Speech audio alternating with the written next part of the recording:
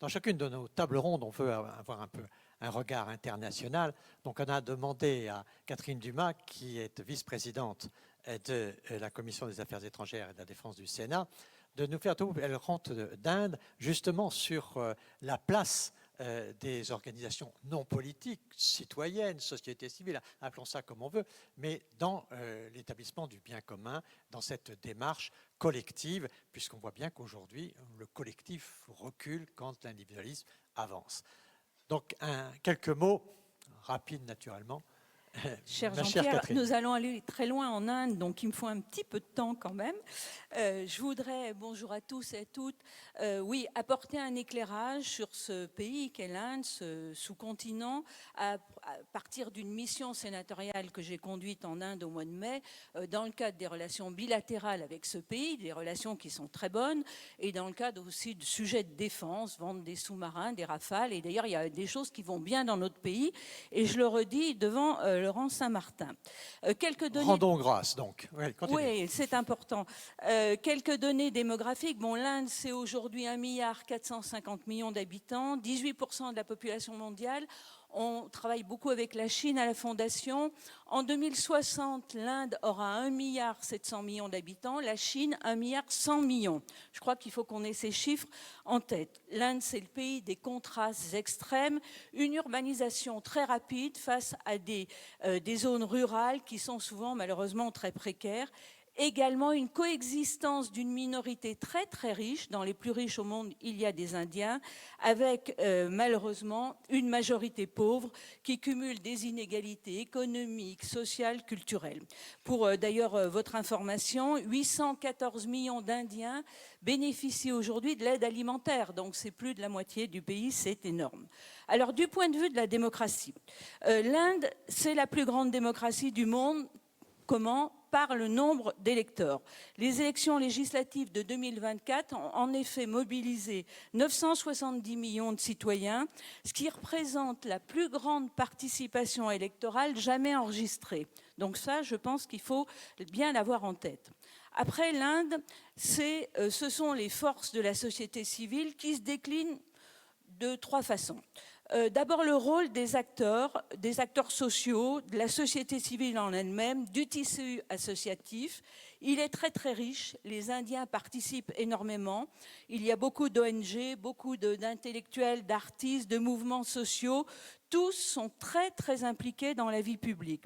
Ils interviennent d'ailleurs dans des domaines très variés comme l'environnement, les droits humains, le développement rural, la lutte contre la corruption. Il y a un activisme qui est donc inspiré du gandhisme, qui est après renouvelé et modernisé. Inspiré du gandhisme, c'est-à-dire que l'action citoyenne se manifeste par des sit-ins, par des grèves de la faim, mais depuis 2020, de nouvelles formes d'action citoyenne, avec notamment une exigence croissante de transparence dans un contexte, il faut bien le dire, dans un pays où il y a beaucoup de corruption, l'Inde est 96e sur 180 dans le classement. Après, une presse puissante, c'est aussi une force de l'Inde, une force démocratique, 82 000 titres de presse, c'est quand même assez impensable, 400 millions de lecteurs quotidiens, les Indiens lisent tous la presse, achètent la presse, qui d'ailleurs n'est pas chère, 3 roupies. Cette presse, elle est accessible en plusieurs langues et elle est diffusée au niveau national, mais également régionalement. Il y a des médias numériques et des réseaux sociaux très très utilisés, notamment d'ailleurs pour dénoncer des injustices et des abus de pouvoir. La presse agit vraiment comme un contre-pouvoir et elle soutient également des tas de figures engagées, des journalistes, des blogueurs, des avocats. Je voudrais aussi parler comme force de ce pays du pluralisme politique. 1687 partis politiques exercent le pouvoir en Inde à l'échelle de l'État et à l'échelle également fédérale. C'est donc énorme, les Indiens sont passionnés par la politique. Chaque État a ses propres partis régionaux, parfois dominants, et qui reflètent la diversité de l'État, c'est-à-dire une diversité qui est ethnique, une diversité linguistique, une diversité culturelle. Cette démocratie décentralisée, elle permet une représentation plus proche des populations locales.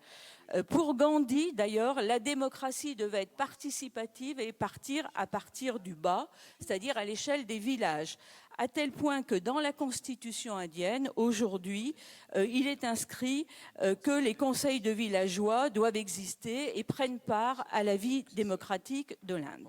Donc voici un tableau assez positif de cette force de la société civile en Inde. Après, il y a bien sûr des faiblesses dans le système et donc des défis à relever. Alors, la première faiblesse, je dirais, c'est la structure de cette société. C'est une démocratie par la caste. Tout est organisé autour du système des castes, 4 grandes castes avec énormément de sous-castes et également la caste des hors-castes, les intouchables. Les castes ont été abolies officiellement en 1950. Ceci dit, aujourd'hui, toute la société est faite autour des castes. L'appartenance à une caste, c'est un facteur de mobilisation politique. Quand vous rencontrez un Indien, la première chose qu'il vous dit, c'est à quelle caste il appartient, de façon à ce qu'on puisse bien identifier qui il est. Avec même des systèmes de quotas qui permettent, notamment aux intouchables, les plus faibles, d'être représentés en tant que caste.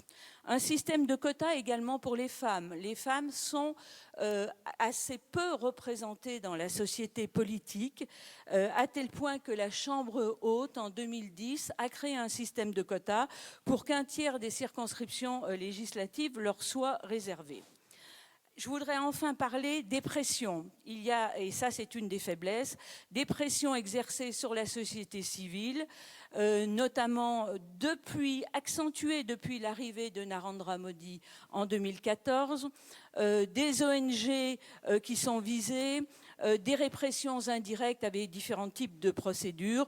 J'ai personnellement rencontré Rahul Gandhi, qui est le chef du parti du Congrès, qui est le principal opposant, qui est le petit-fils de Madame Gandhi, qui disait qu'il était constamment harcelé judiciairement, que ses déplacements sont encadrés. Donc c'est assez compliqué. Enfin, par rapport à Internet, ce qui est assez fou, un blocage d'Internet qui intervient très souvent et qui vise à contenir les contestations civiles. Pour contenir la contestation, on coupe Internet. Donc vous le voyez, un certain nombre de faiblesses par rapport à cette société civile. Alors, pour répondre à la question, l'Inde, démocratie électorale, assurément. Démocratie par la caste, assurément également. Démocratie imparfaite, bien sûr. J'ai expliqué pourquoi. Pour toutes ces raisons, moi je voudrais dire, cher Jean-Pierre et cher Jean-François, j'encourage vivement la Fondation à placer l'Inde au cœur de ses réflexions dans les prochaines années, parce que l'Inde incarne à elle seule les tensions majeures que traversent nos démocraties, les enjeux de notre époque, de notre société, et, à mon avis, pourquoi pas des débuts de réponse aux questions qu'on pose et qui pourraient être intéressants de travailler. Merci beaucoup. Merci. Merci beaucoup, Catherine. Ce qui est très important dans cette vision aujourd'hui du monde, c'est qu'on a quand même avec les BRICS une organisation qui est en train de se solidifier. Et dans ces BRICS, il y a des régimes autoritaires, il y a 2 démocraties, le Brésil et l'Inde. Et tout ceci est en mouvement. Et là, ce qu'on a vu aujourd'hui avec Eric Scholl tout à l'heure, la présence de Modi le 3 septembre au défilé militaire chinois, c'est pas rien. Tout comme la présence de Lula le 9 mai aux côtés de Poutine, c'est pas rien non plus.